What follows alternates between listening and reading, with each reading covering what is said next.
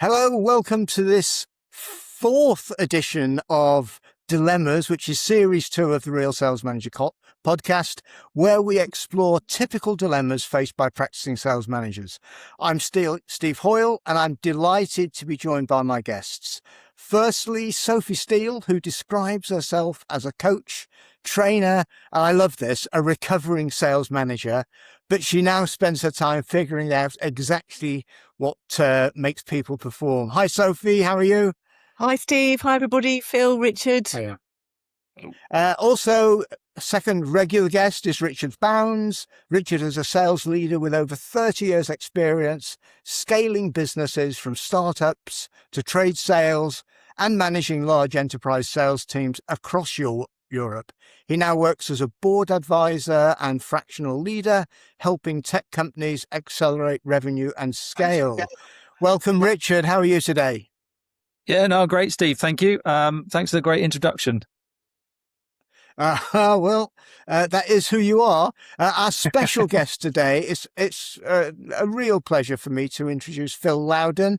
Phil is head of sales for the private sector at Boxy, and having spent with them and CAE, who they acquired recently, over 15 years with the same organization, and experience as both an account manager, various sales management positions, before taking on his present position about 18 months ago. He describes himself as a results-driven sales leader with a reputation for integrity, loyalty, and high performance, striving on building relationships, collaborative cultures, and energizing teams. So, Phil, and we've known each other for a while. I'm really looking forward to you energizing our conversation today. Anyway, Steve. welcome. How are you? Thank you, Steve. Thanks for having me on as well. Really appreciate it. Okay, no, we're looking forward to your words of wisdom. So let's start. Let's go to the first of our dilemmas. I'll just read it out and then see how you folks will respond. So this first dilemma, this features, I don't know who comes up with these names, Alberto Silva. Alberto Silva is a senior, very, very successful salesperson for you, but who sometimes gets frustrated by company procedures. Over the last 12 months, Alberto has threatened to resign a number of times unless the company agrees to do something the way that he thinks it should be done. The latest example is where Alberto is claiming that an account that they, in theory, handed over to another salesperson 18 months ago should be his still, because the main contact has just called him to say that they're about to issue an RFP. Alberto's claiming, even though there was a reorganization a little while ago, he has the relationships. The customer has called him. So whoever should be handling the account has not had any traction in there. And obviously he thinks he's better placed to secure the business. And if you don't give it to me, well, I don't know what this company is all about. And maybe I should look elsewhere. Richard, how are you going to respond to Alberto? One of your best, if not your best salesperson, but throwing his toys out of the pram because of an account allocation. What do you think? That's interesting. I was hoping Sophie was going to go first, but I think for me, okay. for me, I think he's raising a couple of different points here. I think the first one around the account, that for me would be a really clear no. We've made a territory reassignment. I would want to be sticking and being consistent around that. I guess the rest of the team would kind of be watching for Alberto's behavior, and you need to be consistent around that. So I think on that side, that's definitely a no. If his relationship's as good as he perhaps says, I might want to look to leverage Alberto to help maybe introduce the new AE, maybe help with some transition, etc., as part of that conversation. Yeah. and maybe even rewarding that with perhaps like an intro fee. But I don't want to be starting to split the deal or anything like that. But I think that's the first issue for me. And the second one, I would really factor this sort of resignation piece, because that's quite annoying if someone's going to repeatedly do that. I think you handle that as a completely separate topic. I certainly would anyway. And I'd say that resignations gives no leverage, does not impact any decisions that you're going to make around it. I would also make it really clear I do not want that to happen again, because it's not something that's acceptable. But he's obviously bright and has done well, and he's obviously got some quite good opinions as well, and he cares about the business. So if you've got somebody like that, if they can channel it in a constructive way and a more positive way, then I think it could be really, really helpful. But I'd definitely make it clear, and even to the extent that if it happens again, he can resign. As far as I'm concerned, I feel quite strongly about that. It's just not acceptable to be doing that all the time. Right. Okay. There. So a no, and call it out.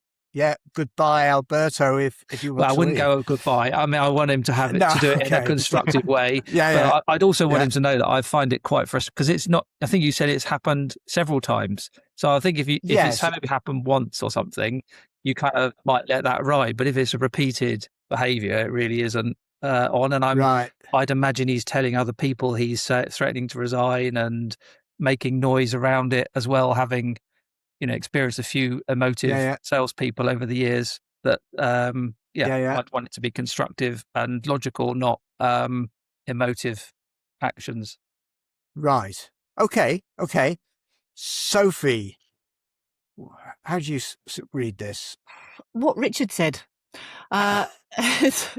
In summary, and I probably would have gone to the behaviour bit first, and just the impact that it would have on myself and the team, because you really want to be rewarding the behaviours that build a business, not the kind of behaviours that just win the next deal. That's kind of very short term. And we've all, Steve, you and I have worked for an organisation that sort of rewards the behaviours in the short term, and the impact that it has on the rest of the team can be really negative.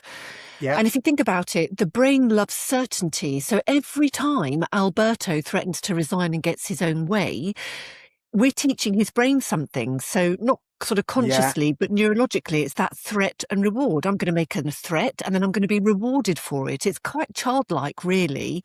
So, his brain is learning that if I create enough discomfort, management is going to change the rules, and that's actually reinforcement.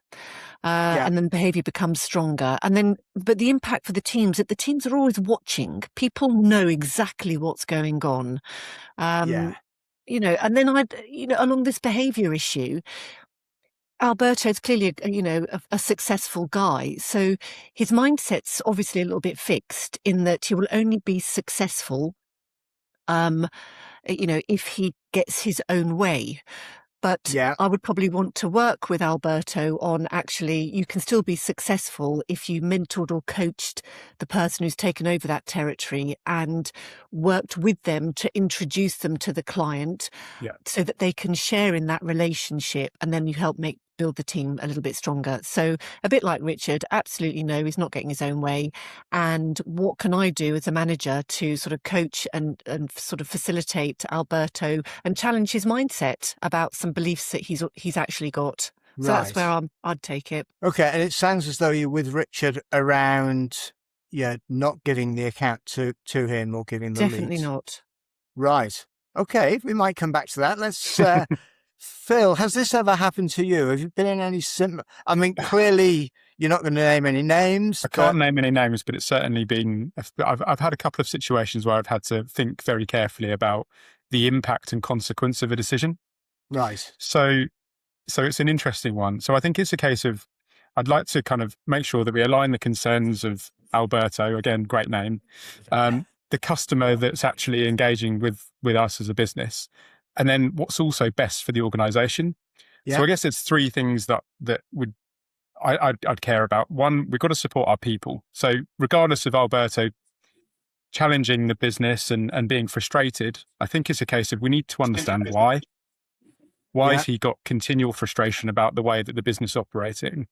Yeah. Is what he's saying fair? And why is he not being listened to? Because Yeah. he might have some great ideas about how things could evolve and how he could Yeah. support others. Yeah. So and I'll come back to that if I may a little bit later.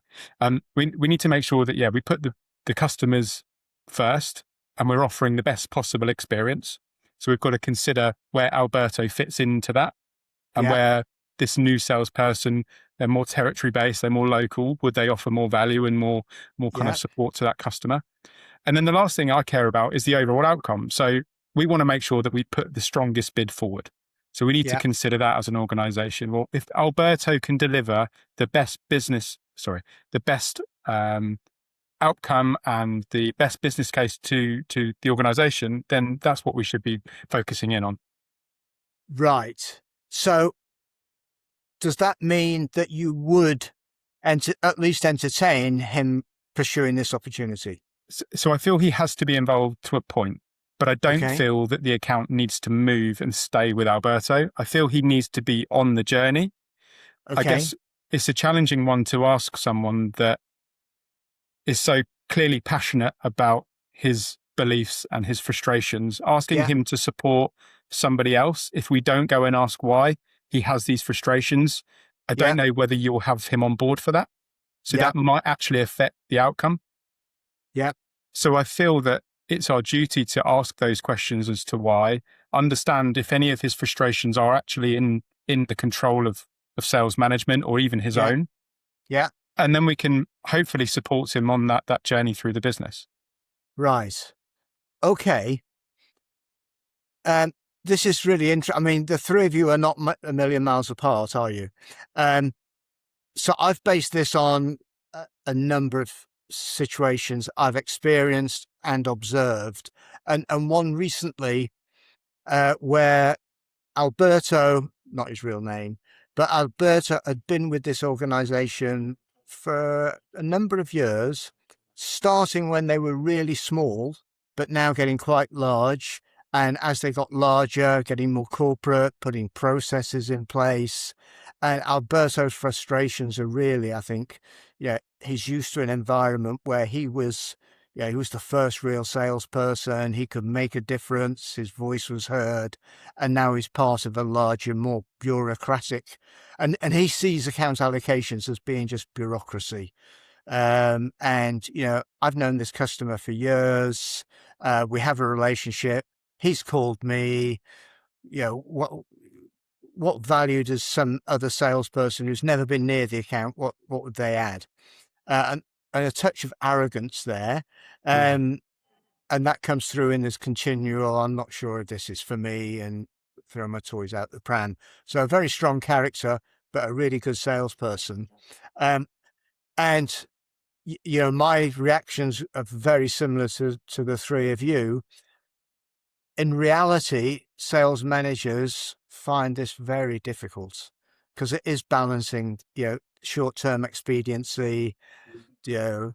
Keeping Alberto happy is one of your top salespeople, but you know that you have to call him out at some stage. You know that if you've got rules in place, you have to go with those. But emotionally, it's difficult for sales managers.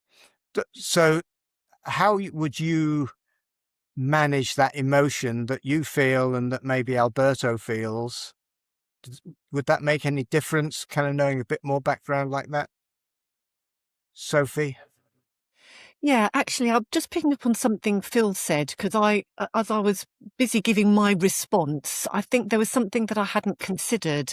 And as I reflect and listen to Phil, actually is what is going on for Alberto that we don't know about, because we only see the tip of the iceberg, and we tend to make all our assumptions and our judgments based on that without really, is what is at the root cause of his behaviour. So I listened to Phil with interest, and then Steve, you said actually he's been with the company since the very beginning, and that's probably been a bit of a driver for why he's behaving the way he is.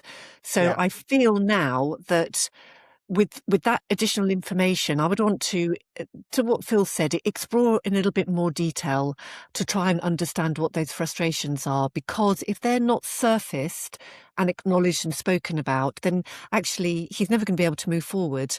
Doesn't matter what you say or what you do. If he's holding on to these beliefs and they're not exposed and talked about, then it's going to be very difficult for him to move forward, and you don't want to lose a great salesperson. So I think that's going to be quite important. Yes. Yeah. And can I also pick up on what Phil said around, what is best for the customer and best for the company? Because, well, Richard and Sophie were very firm. I think, Phil, you were heading that way around, no, this deal goes to another salesperson. But you could look at it and say, well, the facts of the matter are Alberto is probably better placed than anybody to win the business. And in today's climate, anything that we can do to increase our chances of winning a particular deal, that has to be taken into consideration. So I don't know. It's, as we've had many times on the podcast, treat the issues and not just the symptoms, but there are always different points of view. Richard, Phil, anything else you would add to this, having pondered it for a while? Richard, do you want to go first? Yeah, okay, yeah. I mean, I think, especially given the background, it does make full sense to involve Alberto, and potentially, it's made me think of a couple of people that I have worked with over the years who've maybe come from a similar sort of background early in the organization. They were heavily involved. They've maybe not been promoted to management, but they've maybe got a lot of knowledge and passion for the business. And I've often used a couple of, not used is the wrong phrase, but really worked and teamed very closely with them as almost a right-hand type people, that they can bring some of that energy and ideas and maybe mentor other people, because they might have quite niche or specialized skills that would be really helpful. And in the same way that Alberto could perhaps help on this account, but maybe with some of the other ideas and energy that they have as well. So I can definitely think of a few instances where I've operated with people in a similar way, and they have been perhaps often that emotion is maybe because the company has changed in a way they weren't perhaps anticipating and things as well. But you do need to understand all of that as well. Yeah. I completely agree with that. I think sometimes passion can come across as frustration if you care that much. You want to do the right thing, and sometimes if they feel they're not listened to, that frustration comes out. I think one thing to consider is maybe and again, going back to understanding the why Alberto is the way he is and behaving the way he is, could be for the fact he wants to move into management, he wants to move into leadership, and he's never had the exposure of working with a junior member of the team to help them work on a deal. So it could be that whilst going through the questioning and understanding him and his journey and his personal development, it could be that he's never been given that opportunity, and that's what's been missing for so long. Interesting. And again, I experience it all the time, and I know I've been guilty of it with successful salespeople.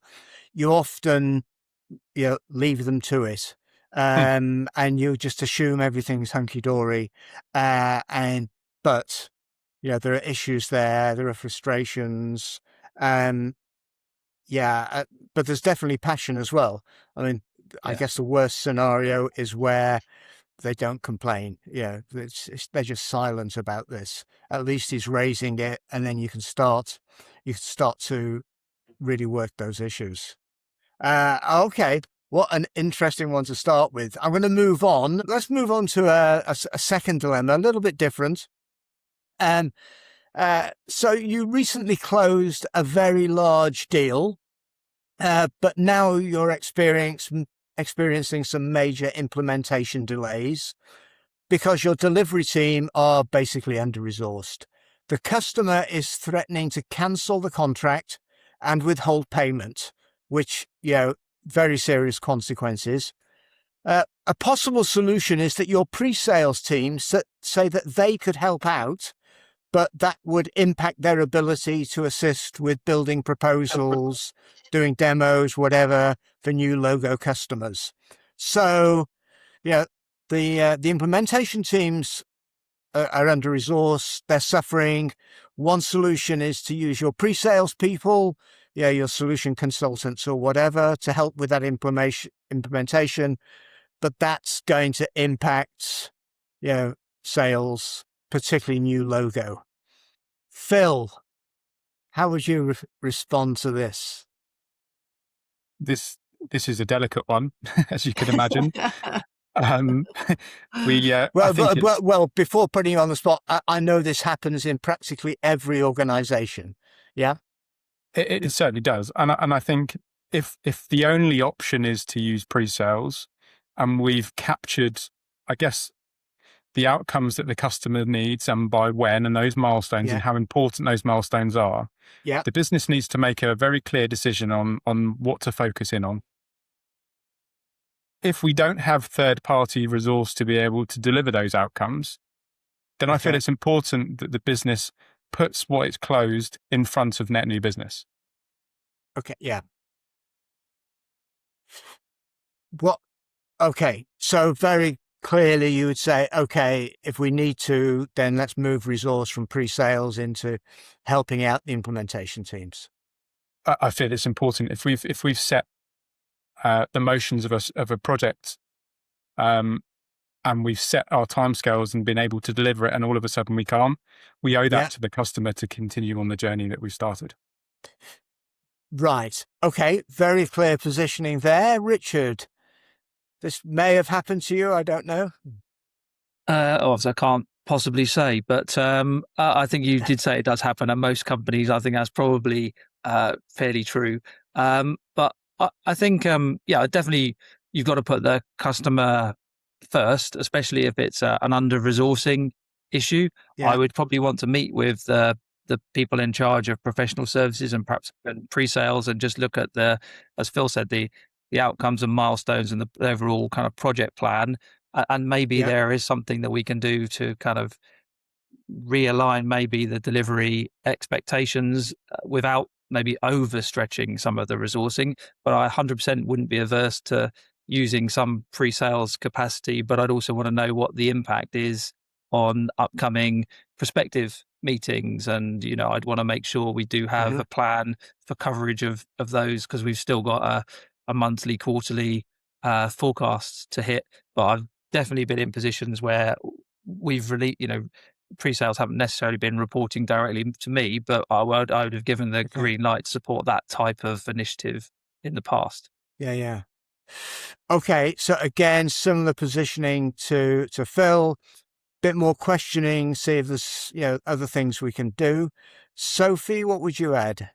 I mean, I think it's fairly obvious. I don't think my responses are going to be any different to Phil or Richard, but there is something else that I'd like to consider, having experienced it myself as a manager and as a salesperson, actually, is you rock up to work one day expecting to do what you do, and then suddenly you're being asked to do something different, and it could be outside of your skill set, your experience, and it could have an impact on the team.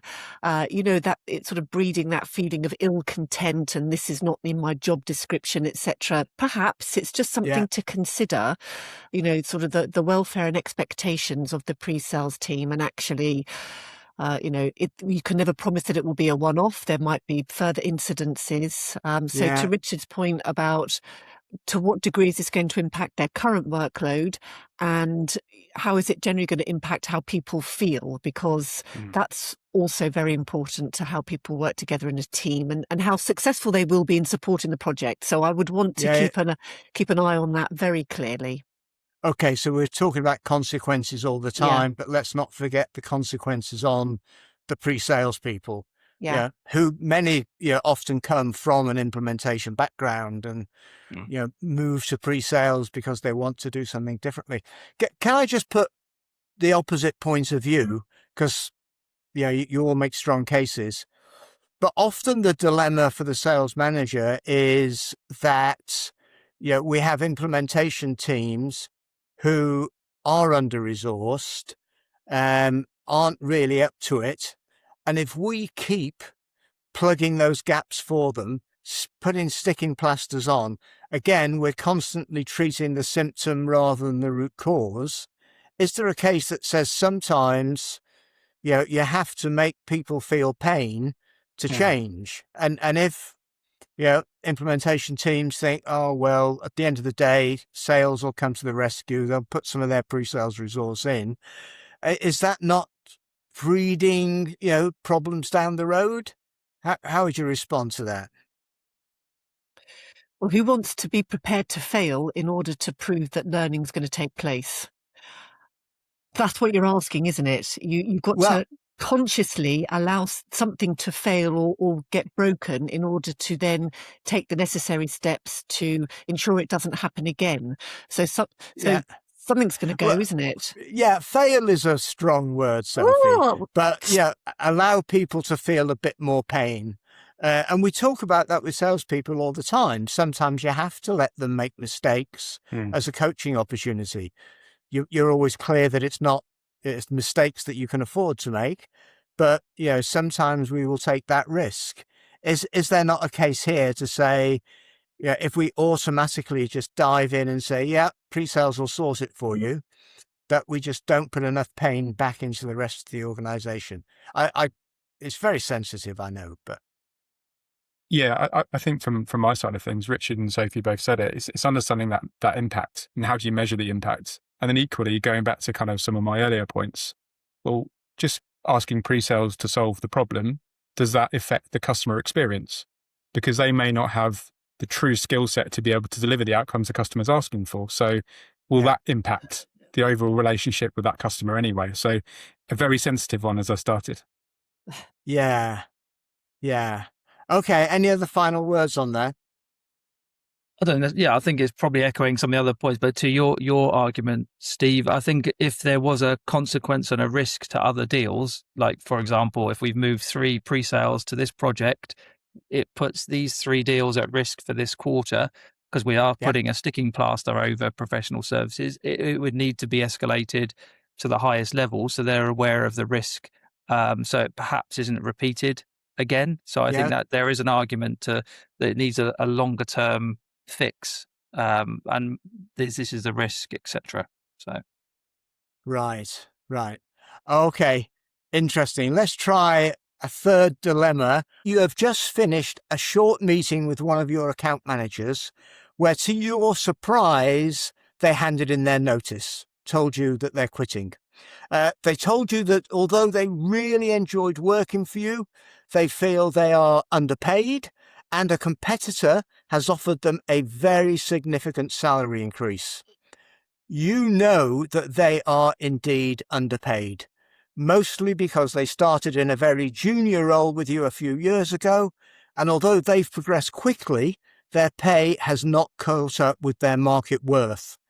You also know that it would cost much more to hire an equivalent person. So what do you do in terms of, do you try and persuade them to stay?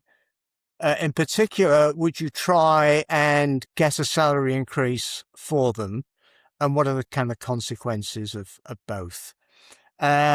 Sophie, you haven't started one yet. How would you deal with this?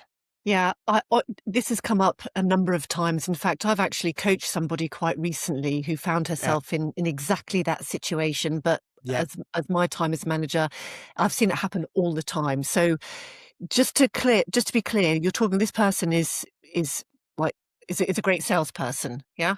Yes. Yeah. Okay. Yeah, but they've come from, maybe they started as a BDR and okay. But they're now doing a good everything job. In my power to get them that pay rise, because the statistics are really clear. The evidence, the research shows it costs you more to onboard a brand new person and the hiring and the 6 months to get them up to speed, etc., than it would cost you to give that person the pay rise. I think the only dilemma then is the organisational policy, because I've also come across that as a brick wall, that there's only so much you can actually do, even if you're private sector or public sector, that you can actually give somebody before they have to wait till their next annual appraisal. So I know that there will be some difficulties within that, but I would definitely go for the pay rise route. Okay, Richard, you've worked for big organisations where I know policies and procedures make this very difficult. And I've seen it more often in larger organisations, but how would you react? Yeah, no, I'd agree. Given you want them to stay, I think it is a risk, isn't it? If you hire people in a BDR and promote them from within, the only time sometimes they get promoted to the salary level that's maybe warranted is if they do actually threaten to hand their notice in, unfortunately. And I know in some big companies, to Sophie's point, there's caps on increases unless you are prepared to go maybe to the chief exec or whatever, which people potentially try to avoid. But if this is someone you'd want to keep, you'd go to whoever in the organization beyond those parameters to get them the kind of the pay rise that perhaps is warranted.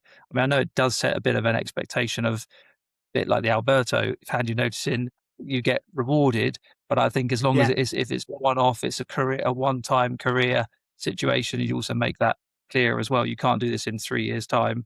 Then I think I'd do the same and get them what's warranted. And I would have tried to do that at appraisals, and I'm sure we all would have done as well. Yeah. And as good managers, this is built up over a number of years, and with best of intentions, it occurs. Phil, and it may not happen in your organization, but if you were to come across this, what would you do, and what would you see the upsides and downsides of different types of action? I don't disagree with Sophie or Richard on this one. I think it's important to offer them, I think, the fix, but I think it's clear to see it could just be a short-term fix. I think it's important to make sure that we recognise that money isn't the only motivator for sellers. Sometimes there's other things that really drive people, and it's making sure that we can capture that and understand that. And whilst we can issue this short-term financial fix for the individual, it's also going back to basics and understanding what other things are important to them. And Sophie, like you say, the cost to lose people is significant. The cost to bring someone else in to fill their role and get to the point of achieving numbers is increasingly difficult these days. So yeah, I'd be inclined, as you all are, to support the individual around the pay rise. Okay, so I mean, some of my notes were exactly what you just said there, Phil. That often money is the acceptable face of this is why I'm handing in my notice. I've got this big pay rise, but normally there are other issues as well, and there's a danger we kind of ignore those. And again, to put the opposite point of view, do you not feel, if you give in to this, is this not just blackmail? And again, people may not know the figures involved, but it tends to get known across the sales team that, okay, so and so threatened to leave and got this big pay increase. Is that not a danger? I think from my sorry, Sophie, no, after you. Go on. You started, Phil. Go on. I think from my side of things, if leaders in the business know that they've created a fair and transparent pay framework, and you work within the boundaries, I know there's going to be some exceptions to that, but as long as you work within those boundaries, and each, as Richard alludes to, as long as you're going through review periods to ascertain where they sit within their role and within the boundaries of this pay framework, then at least it's fair and it's consistent, despite the outcome not necessarily being the one that he or necessarily the business want. If you either give the pay rise or don't, at least it's fair, and everyone, if it did get out, and I'm sure it would, at least everyone knows that it's consistent, and that's really important for me. Okay. So, and particularly if the message was this person was underpaid, and we fixed it because that's the right thing to do, that could indeed be a positive message. And the only other final kind of question from me on this one is that I often find once people hand their notice in, they've made that emotional decision. And, whatever you do, you go, it's going to take a while to get a salary increase. You go back a few days later, in the best case, and say, oh, well, we're sorry, here's an extra whatever. But they've already made the emotional decision. Does that impact it, do you think? How would you get over that? Richard? I think there's a bit of qualification to be done, isn't it? Well, if they've handed their notice in and they've indicated it's to do with pay, I think you'd qualify quite quickly that you really don't want to lose them. What's the other issue? What other issues and so on are there? Yeah. What have they emotionally checked out? If we can do something to sort of rectify it, would you be willing to stay? And it might be salary Yeah. plus other things as well. But I think there's a bit of Okay. qualification beforehand. Yeah. Right. Okay. Interesting. Yeah, this is a very common one. Certainly in my world, I've experienced it as a manager coach many times. And I'm not sure clearly the answer is you don't want to ever get into this position. And, when we have dilemmas around how we allocate, any salary increase budget that we have, and, sometimes we don't make the best long-term decisions. All right, interesting. Well, listen, 3 very different dilemmas today. For me, the time has just flown by once again. But can I ask you finally, the 3 of you, what are the 1 or 2 key things you'll take away from, looking across these 3 dilemmas? Sophie, do you want to kick us off? Yeah, so 3 different dilemmas, but actually one of the things that I value most about these podcasts is once you've heard the opinion of your peers, the ability to challenge your own thinking. So as Richard and Phil are talking, giving their viewpoints, I'm actually thinking, yeah, I didn't think of it like that. If I was asked the question again, maybe I would have a different perspective. So I love the challenge on each of the dilemmas. My thinking has been challenged, and had we had more time, I'm thinking, oh yeah, I would like to have added that. That's quite interesting. So, Okay. yeah. Right. Yeah, thank you, Richard. Yeah, I think it was interesting. I mean, almost on all 3, we pretty much agreed, with the exception of you, Steve, who disagreed on the other on all 3 points. But I think in every occasion, someone came up with 1 or 2 extra points that we'd not thought of. Yeah. So I think for example, I think Phil, for example, flagged with the Alberto situation, almost like getting a customer perspective on it and what's best for the customer as well, which is a logical thing, but it's a nice add-on. It wasn't something that I'd incorporated in my answer. So I think it's nice that everyone's adding additional points that just makes you think a little bit more laterally. Yes, yeah. I might come back to that kind of second level issues. And my role is to challenge, to try and put a different point of view if it's going to help the discussion. Phil, what would you take from the whole thing? I think, we've been very consistent, but we have anyway, Steve, unlike yourself, in our answers. But I think that's really important in how we act as leaders. Consistency is huge. It buys trust, it builds teams, and I think it creates a framework for the future. Just going back to what Richard alluded to there, I think, taking time to see things from different perspectives is important. Sometimes we as leaders can be quite quick to make decisions without really taking a breath. And I think it's important that we do that. And then the last thing, and going back to our good friend Alberto, I think the sheer importance of having sensible frameworks in place that prevents these sorts of challenges from arising in the first place. I've seen it time and time again where we've been able to put these into place in Boxy, which enables our teams to work in harmony. It prevents so many challenging conversations, and everyone knows where they stand. You have to put the investments in up front, though, to make things very clear, because there are always exceptions, but you want to narrow those down as much as possible. Okay, interesting. So it was fascinating for me that the 3 of you did agree spontaneously, certainly at a high level, but it was really interesting to see what I call those second level issues coming out, where you each added a slightly different perspective or more richness. And as Phil said, nobody gets the time to really think things through. We have to make instant decisions and respond to these dilemmas. But sometimes just taking, a few seconds, or even just, bouncing it off a colleague or whatever, just gives you more insight, maybe more confidence. And the other thing that came back to me, and again, yeah, Alberto was a classic, but also I think the final one, it's about symptoms and real issues. And as managers, we have to treat the symptom, but we have to treat the real issue as well.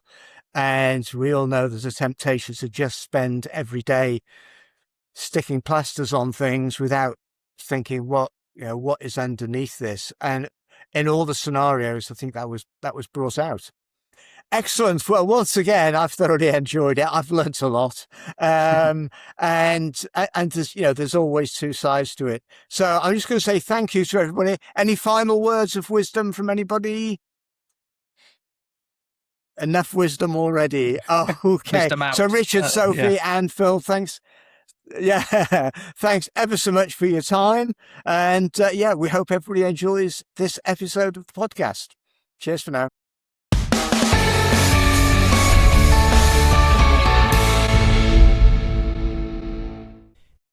If you're an aspiring, new, developing, or an experienced sales manager in complex business to business, or you know of someone who is, you may want to go to www.realsalesmanager, that's realsalesmanager, all one word, .com, to learn about our unique blend of training and coaching to help aspiring sales managers to decide if it's right for them and how to go about getting a job, to help new sales managers get as effective as possible, as quickly as possible, and to help developing and experienced sales managers with a personalized program to improve some of their specific skills.